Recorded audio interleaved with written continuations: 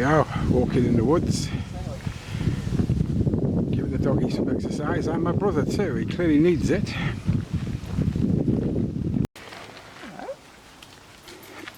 Max making new friends there. There's a mat in a hat. I'm quite happy. Yeah, very good. Yep, see, he needs it.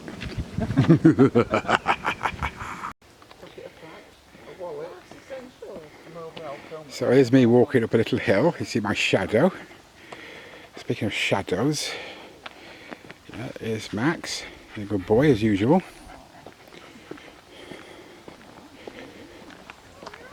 I think that's enough of that. Here's about the best stagnant pool you'll ever see. Some bubbles and yeah, I don't know if it picks up on the camera, but that water looks horrible, especially on the surface. More shadow and some nice purple stuff. I don't know how this will come out. I can't see a damn thing in this sunlight. That's nice anyway.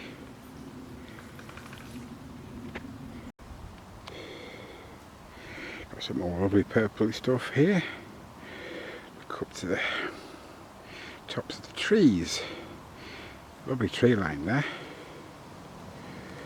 Goes up and up and up and up and up. There we go. Ah. Oh, I think we... Gone, Max? Ah, Max has seen a squirrel.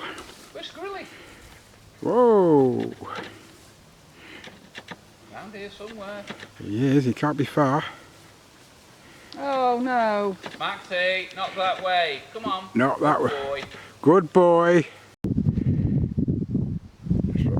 Quick wrist check. I've got my old 1987 Soviet Slava and you can see it's Sunday, Voskresenia. That was quite nice. Very sunny day here, so it's not making for the easiest photography, but then I never do. Maxie, you good boy? Ah, Max, good boy. Good boy, Max. Here we are in St. Paul's Square. Excuse the background noise, so we'll just have a video thingy of the great cathedral itself. I'm sorry about the angle, but there's not many options that you can choose from. To be exact, we're at Paternoster Square. It's Our Father. And you can see some nice sort of metal sculpture here with the giraffes and the heffalumps and all them things, and the tourists like me.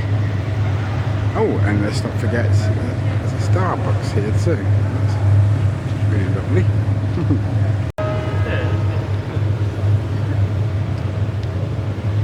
Yeah, I just want to cover bang things about that.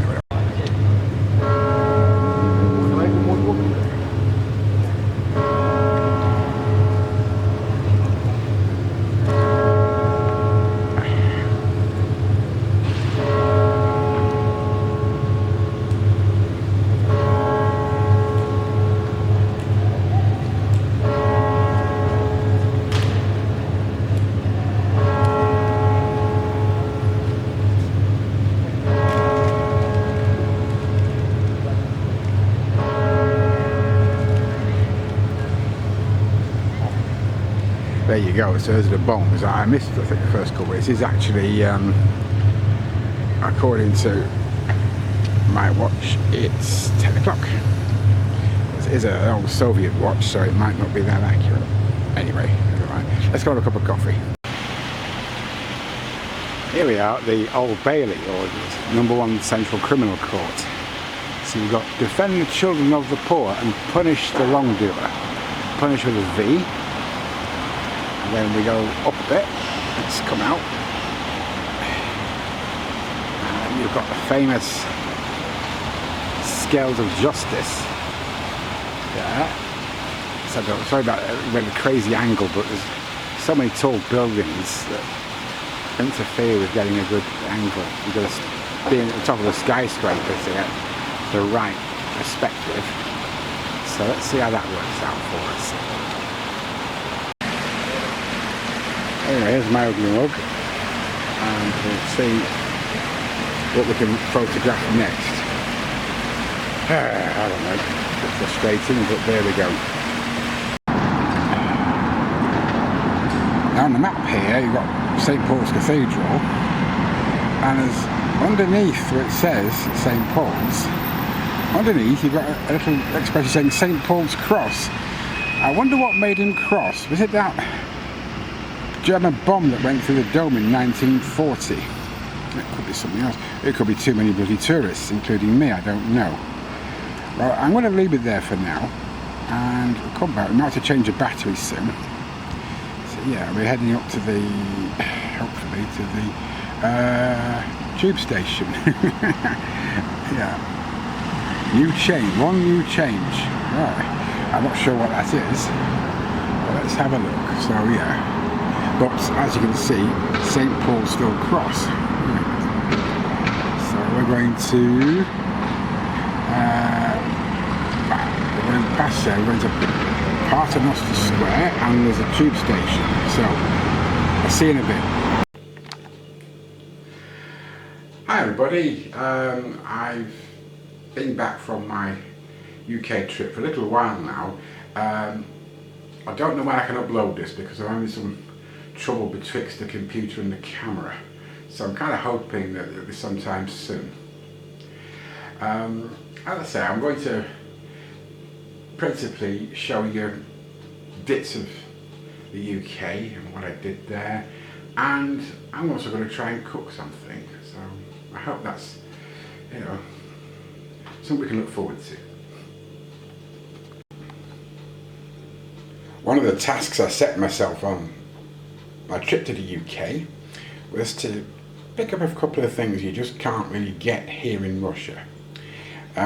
So to that end, I've got some Cathedral City extra mature cheddar, been made since 1966, so it's, yeah, even I'm a bit older than that. But we have this indispensable Atura suet for making particular types of pastry, much beloved in the British diet. And oh yeah, for the purposes of this exercise, a local onion volunteered to take part, so has our gratitude for that. Okay, the principle here with the suet, it comes kind of in the form of pellets, and I would imagine you'd probably use a proportion of 1 part suet to 2 parts flour. I don't weigh or measure anything, you probably noticed. For that matter, I hate any kind of baking. It's always a bugger. So we do, first of all, we just add as much suet as we think the dough will take. Yeah, it flies all over the kitchen floor. So put that there, and we just mix it in a little bit.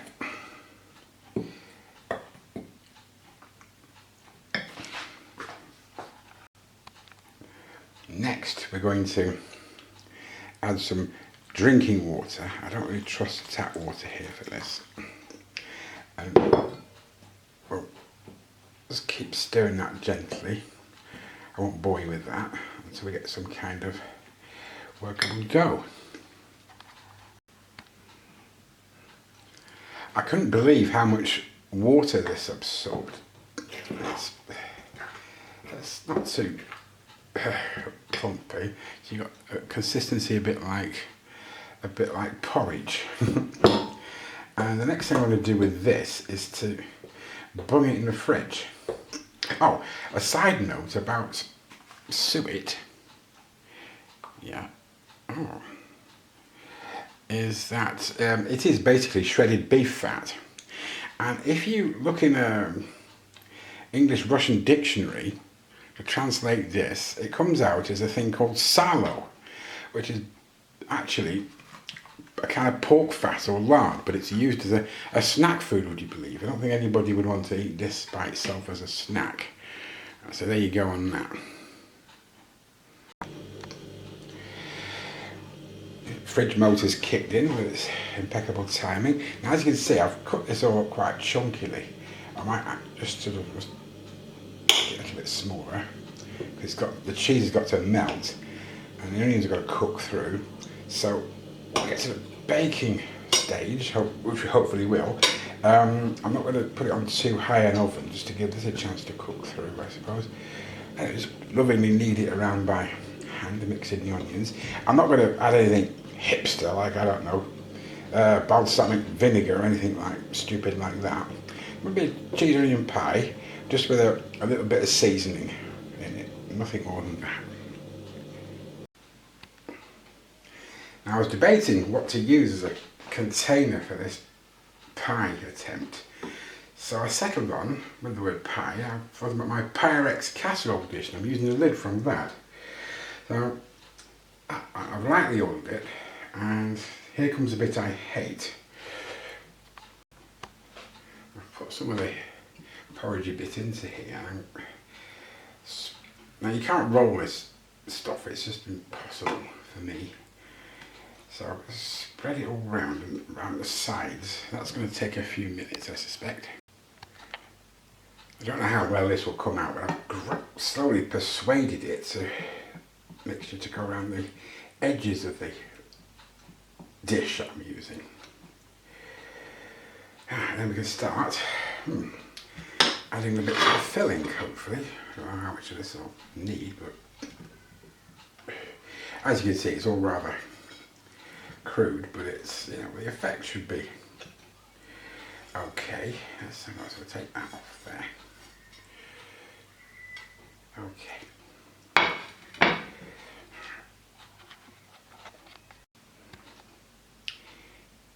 So I had enough dough to make the top of the pie, I hope, just to cover the contents. And I don't know, this might turn out more of a crumble, a savoury crumble than an actual pie, but anyway, I haven't done this before. The pellets are still partly there, but they're supposed to melt. It says in the packet that if you leave them in a warm place, they will melt eventually. I got a packet like that ages ago, and it was just like a paste, which is, I should have let this melt actually, but there you go. By the way, suet, if you tried using a dictionary to translate the term, comes out as salo, which is actually a kind of treated lard that many Russians love, and they eat it as a snack food. Could you imagine eating British lard as a snack food? Ugh, that wouldn't be much fun, would it? So yeah, so I've heated the oven to 175, and let's see if I can show you this. Yeah, it's not the sort of thing you can time. So let's say it's ready when the smoke alarm goes off. That is to say, if I had a smoke alarm, but this is Russia, the home of health and safety, so there isn't one. So there's that. Now, anyway, that's enough rambling for a minute. Let's just put hopefully the finishing touches to this thing. Okay, I've glazed the whole thing with a bit of whipped up egg. It looks horrifying at the moment. Oh, I'm spilling the egg everywhere, but that's okay. We'll keep it nice and level, and we'll just gently push it into the oven without burning my fingers off. Let's wipe that up, yes. Yeah, we're not great at cooking us men, but I do try. Okay, so that's preheated to 175, and I just discovered I've run out of washing up liquid, so I'm going to get some more. Oh, right. Now, okay, rough time for that, about hopefully 20-25 minutes.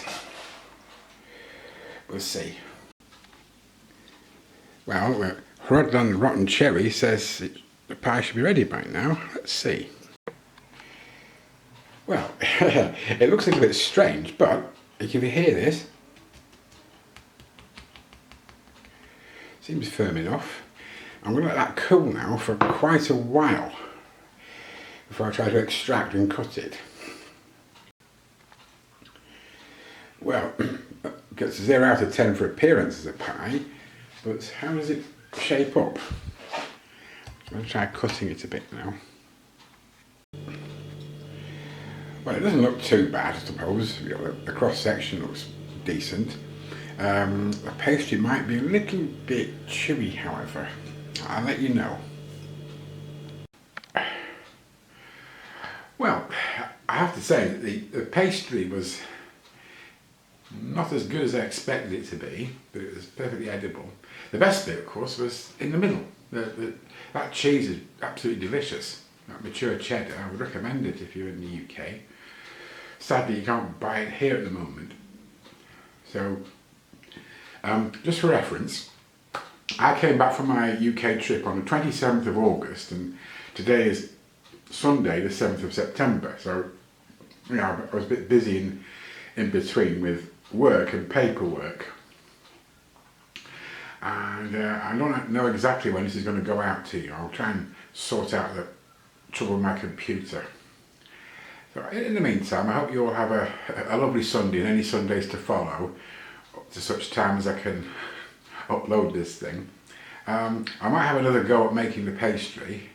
I've got some ideas of how to do it better, which wouldn't be very difficult. And well, I'll see you when I see you. Bye for now.